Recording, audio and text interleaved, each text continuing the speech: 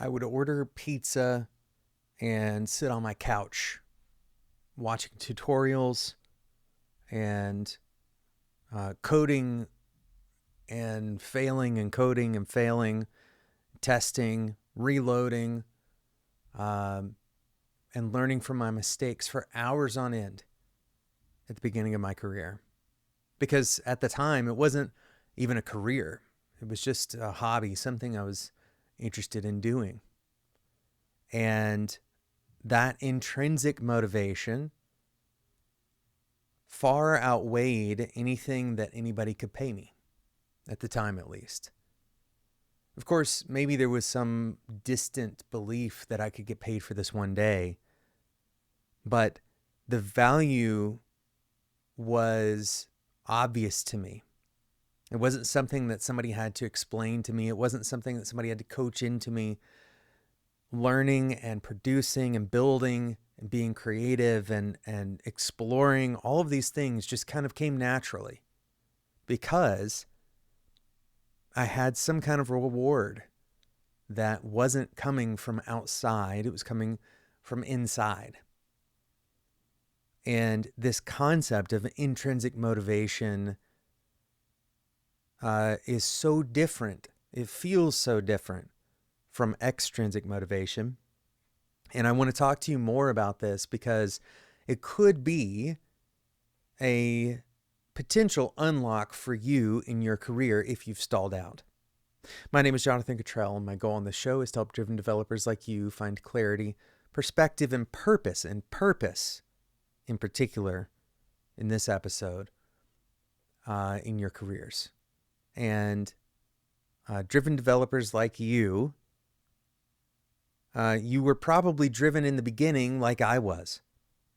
You had intrinsic motivation that felt like boundless energy, that it was exciting. It was, and not everybody necessarily started out this way. There may be some folks who immediately your goal was to set yourself up for a career, and maybe there was some kind of mix between interest originally and then eventually some kind of motivation.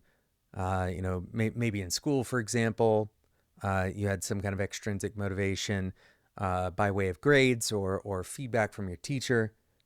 But most people that I've talked to, especially senior engineers, at some point, they have stories of how they would stay up, hours into the night. Time would disappear, and they would enter into flow state. And flow state is something that's been pretty well studied by Mihai Csikszentmihalyi. I'm trying to get the name pronunciation correct. And if you just Google flow state, he's going to be the first person to show up because he is the one who did all of the research on this. And there's this list of essentially flow state, how to set yourself up for flow state. We're going to talk about that list after we talk about today's sponsor. But this idea that we had intrinsic motivation that went away, I want to talk about why that happens. What exactly is going on there? There's another effect that I want to talk to you about called the overjustification effect. And we're going to kind of put these two things together. First, overjustification effect. The idea of overjustification effect, this was studied by a man named Edward Deci in the 1970s. He was the first one to study this. He came up with this concept called the self-determination theory.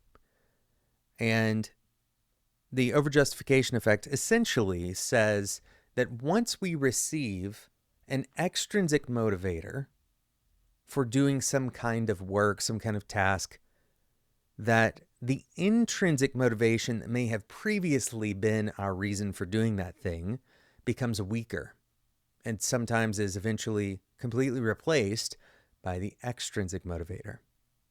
So at some point in our careers, we shift from creating these things, writing code, learning how to write tests, learning about test-driven development. That was One very late Friday for me is seeing my first red-green, cycle and writing test-driven code for the first time. I remember that vividly.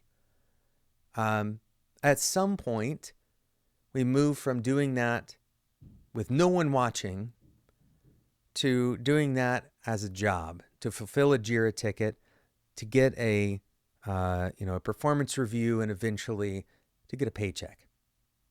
And so now we have an extrinsic motivator.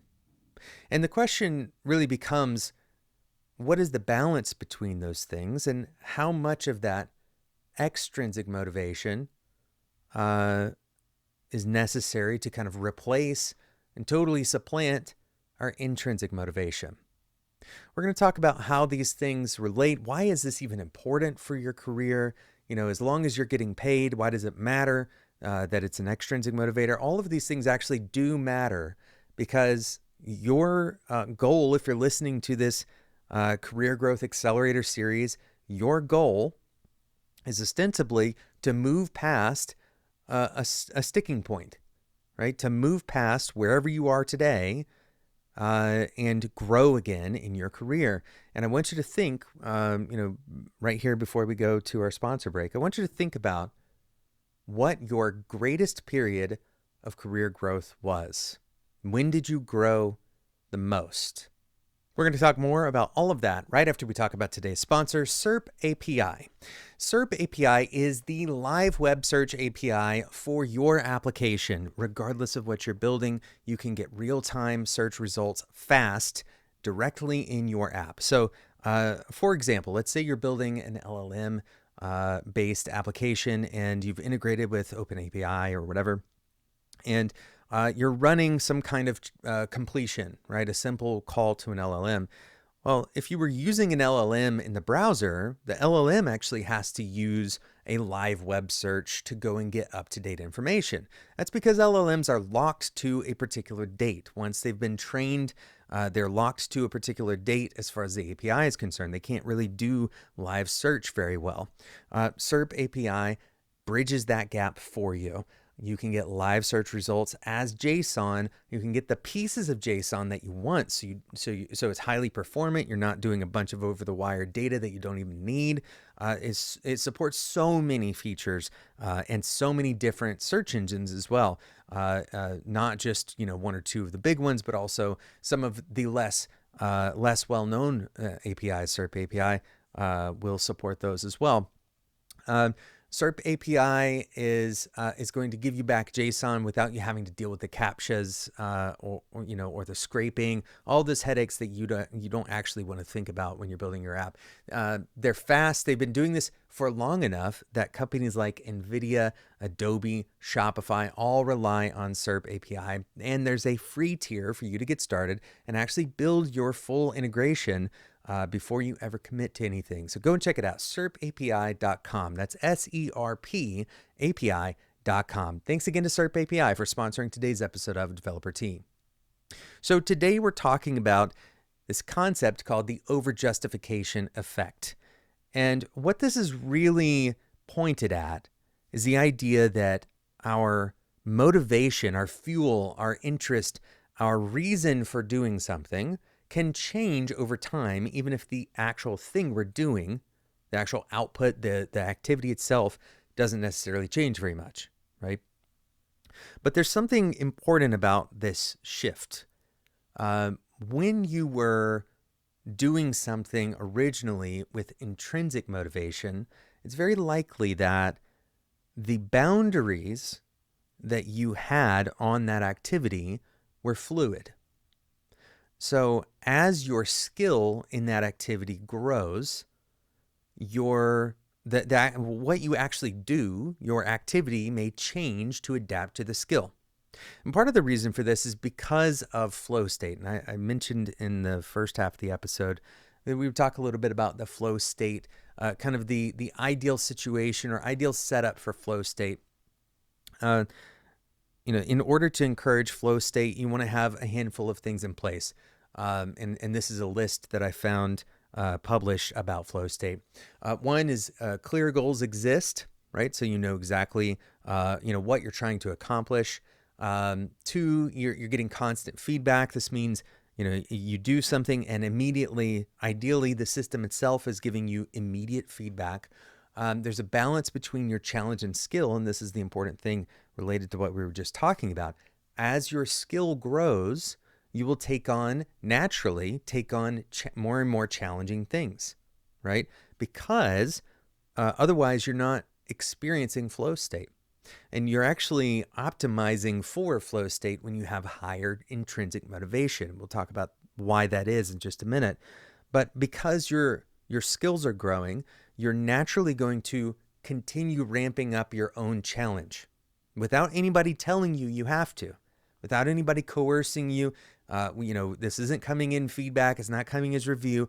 You are naturally regulating the challenge that you're taking on based on your skill. Right? That's what happens when you're seeking flow state. Is you're going to go for something that's a little bit harder because your skill has grown just by nature. Okay. Action and awareness are merging, right? So this means that, as you are doing this thing, you are kind of, you're less thinking about what you're doing and kind of just becoming aware that you are doing it. There's a little bit of a loss of self-consciousness. You're not really thinking about what you look like or, how other people are perceiving you in that moment. You're really kind of diving into the task, right? And by the way, I'm not an expert on flow state, but if you want to learn more, Csikszentmihalyi has published a book about this subject. So go pick up that book if you want to learn more. There's no concern for failure when you're in flow state. Again, if you think about the intrinsic motivation, what is the worst thing that could happen? Well, you fail and you get up and try again. If you have extrinsic motivation, if the reason you're doing this is coming from outside of you and you are only rewarded with that extrinsic motivation if you succeed, then it's unlikely that you're going to have this particular aspect in place for flow state, which is no concern for failure, right? If no concern for failure would have to mean that you're still going to get the incentive, that extrinsic motivation incentive, regardless of your success or failure. And a lot of times, that's not going to happen. If you have extrinsic motivation, you may lose your job, right? If you're failing consistently. Lack of distraction. This one's pretty straightforward. You're setting yourself up in an environment for flow state. A feeling of timelessness. We already kind of talked about this at the beginning. Hours will pass and it feels like I haven't really even paid attention to the clock. Not really, recognizing that time is passing. And then the final and perhaps the most important aspect here is that the activity becomes autotelic. All right, this is a new word for me. I hadn't really encountered this word before I started doing the study for this episode. Autotelic means it is worth doing to you based on the reward you get for doing it, just by doing it, right? It's worth doing for the sake of doing. It's worth doing because you enjoy it, is the kind of simple read for that, right? If the activity becomes autotelic, then you are rewarded by continuing to do the thing. The activity of writing code and seeing that code, actually develop, like build something with code for the first time, and you get some kind of, intrinsic reward from that, that is autotelic. And so the autotelic personality is something that Csikszentmihalyi talks about, and it is at direct odds with this overjustification effect. Right? So hopefully you can see the autotelic intrinsic motivation that accompanies flow state, which would naturally have you taking on more and more challenging things. That's directly at odds with the overjustification effect and extrinsic motivation, which would not, by default, would not have you take on more and more challenging things. Right? especially if that extrinsic motivation can't keep up. So again, we're talking about career growth acceleration, right? The whole concept here is that you may be stuck. Well, if you're stuck, why is it that you're stuck? One possible theory for why you're stuck is because you're doing the same things over and over. And in order to do something different, if you are a victim of this overjustification effect, right? If you have really fully shifted into extrinsic motivation being the only thing that motivates you, which by the way is very common, then you haven't found a reason recently to do something more than what your job absolutely requires you to do. This is where a lot of people end up becoming, essentially totally unmotivated to change what they do in their work. Totally unmotivated to grow. Totally unmotivated to, extend beyond what the basic kind of requirements of the job are. And there's plenty of justification for this. Most people would say, well, of course, I'm not going to do more than what I'm paid for. But a good question still should be asked, which is why? Not because you should do more in order to prove that you can get to that next level, right? I'm not suggesting that that's the case, but rather that you're going to grow only when you change. And if you don't have a reason to change because your extrinsic motivation has stalled out, then there's kind of a chicken and egg scenario here where you're not going to be able to get a promotion, for example, because you're still doing the same things that you've always done, right? So in order to get promoted or in order to move past a roadblock, something has to change and you need a reason to change it. Finding intrinsic motivation, finding something that you want to do, finding something that gives you a reward without a paycheck or without some kind of other extrinsic, somebody else telling you to do it, somebody else giving you the direction, right? Giving you some kind of support through feedback can increase that intrinsic motivation, by the way. So if you can find an intrinsic motivator, it's very unlikely that this is going to be kind of competing for the things that have already moved on to extrinsic motivation. This is, part of this research essentially showed that it's very hard to reverse that, right? It's hard to go back once you've moved on to extrinsic motivation, being paid for something, for example. It's hard to move back to, finding love again in the work. I don't even recommend necessarily, needing to be passionate about your work in order to do good work. But I do think that your most likely shot at growing is to find something that is intrinsically motivating.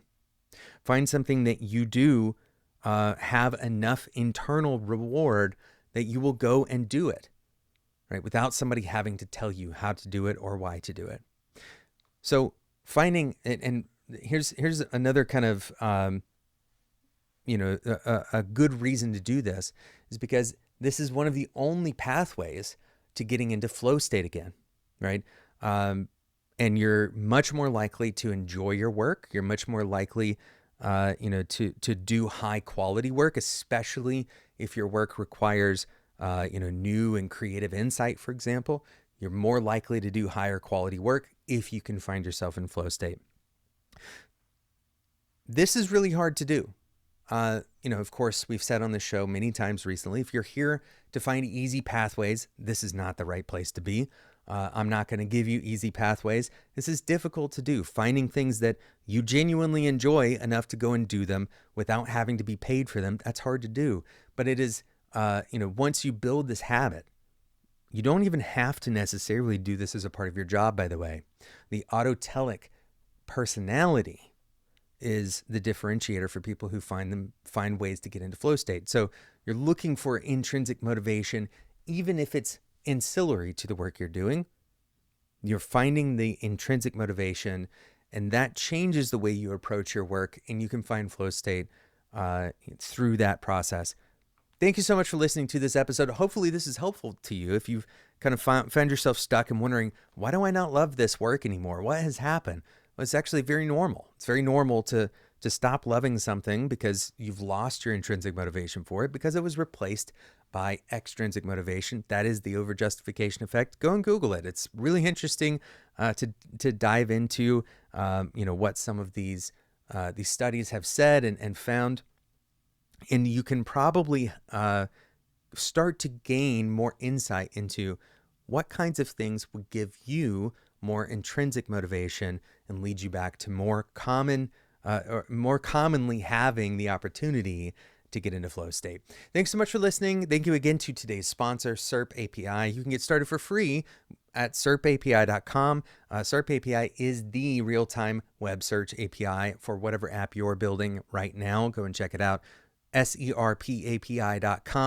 Thank you so much for listening. If you haven't yet subscribed to this podcast, subscribe to the YouTube channel. We also now have we're starting a newsletter. It's not yet fully fleshed out, but we're calling it the Tea Break.